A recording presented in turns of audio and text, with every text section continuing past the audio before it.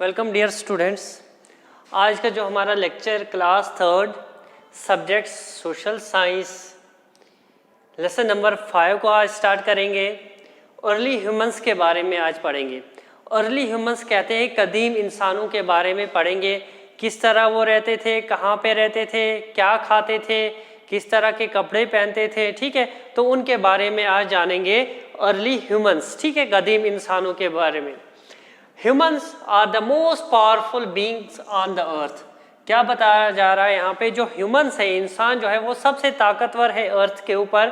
ठीक है, this is so because they can think and act while animals can not. ये इसलिए है क्योंकि जो है इंसान जो है वो सोच सकते हैं, सोच के और कुछ करते हैं। ठीक है, तो एनिमल्स में ये नहीं है कि जो जानवर है वो सोच नहीं सकते, उनमें अकल नहीं है। ठीक है, इसलिए जो है ह्यूमन बीइंग जो है पावरफुल है अर्थ के ऊपर।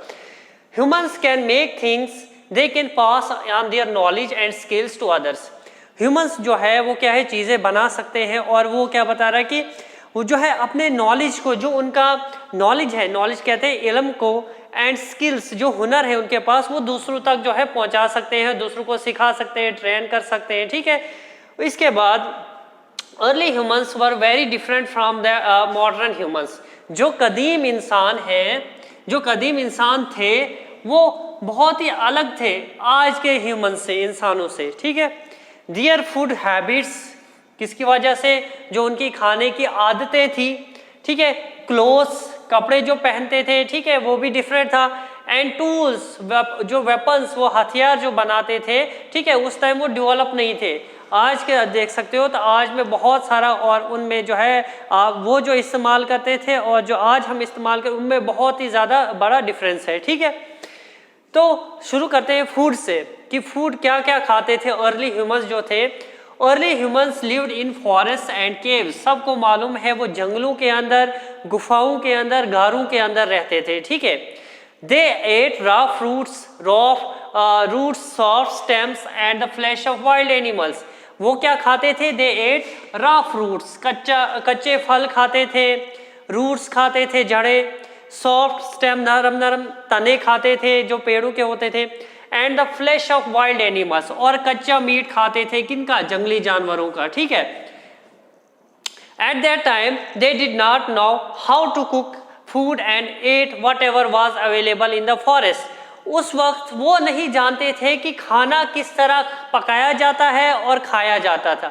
ठीक है, खाया जाता है, and ate whatever was available in the forest, और जो भी जंगल के अंदर उनको मिलता था वो उसको खा लेते थे। ठीक है, many times they had to move from one place to another in search of food. ठीक है, ज्यादातर जो है बता रहा है कि वक्त में वो एक जगह से दूसरी जगह जाते थे, किसकी तलाश में, खाने की तलाश में, पानी की तलाश में। ठीक है, उसके बाद टूल्स, कौन कौन से हथियार उन्होंने बनाए। ठीक है, टूल्स जिसका वो इस्तेमाल हंटिंग के लिए करते थे। ठीक है, बाद में फिर वो एग्रीकल्चर के लिए भी करने लगे। Early humans felt the need of tools for the purpose of hunting wild animals and for digging out plants. Early human जो कदीम इंसान थे उनको जरूरत पड़ी जो टूल्स की, किस मकसद के लिए, hunting animals, hunting wild animal, जंगली जानवरों का शिकार करने में, and for digging out plants, और जो प्लांट्स को खोदा जाता था वो खोदते थे, उसको खाते थे, रूट्स को खाते थे, तने को खाते थे। ठीक है, तो उसके लिए जो है उनको टूल्स की जरूरत पड़ी। ठीक है, they use simple tools with sharp edges to hunt animals. वो क्या इस्तेमाल करते थे, सिंपल टूल्स। ठीक है, with sharp edges, जिनकी जो एजेस जो होती थी वो नोकीली होती थी, तेज होती थी, किसके लिए, sharp edges to hunt animals. ठीक है, ताकि वो उससे जानवरों का शिकार कर सके, जानवरों को मार सके। ठीक है, उसके बाद the first weapon that the early humans made was a club. जो पहला वेपन जो अर्ली ह्यूमन ने बनाया उसका नाम क्लब था। ठीक है, ये पत्थर का होता था, तेज नोकीला टाइप का होता था। Then sharper weapons were made which included hammers, axes etcetera. ठीक है, उसके बाद जो है बहुत जो तेज नोकीले जो है वेपन्स, हथियार बनाने लगे। ठीक है, जिसमें हैमर्स, हथौड़ा आ गया। ठीक है, उसके बाद एक्स हेड्स जो कुल्हाड़ी वगैरह जो बनाई जाती थी। ठीक है, उसके बाद later it was realise that if a stone was tied to a long piece of wood it could be thrown an animal. ठीक है, बाद में उनको ये महसूस हुआ, ये एहसास हुआ कि अगर हम स्टोन के साथ एक लंबी सी जो है लकड़ी वुड की एक लंबी सी छड़ी जो है इसके साथ लगा देंगे, टाइट कर देंगे, बांध देंगे, it could be thrown an animal, हम फिर जो है अपनी जगह से इसको जो है जानवर के ऊपर फेंक सकते हैं। ठीक है, this help them to hunt animals without going near them.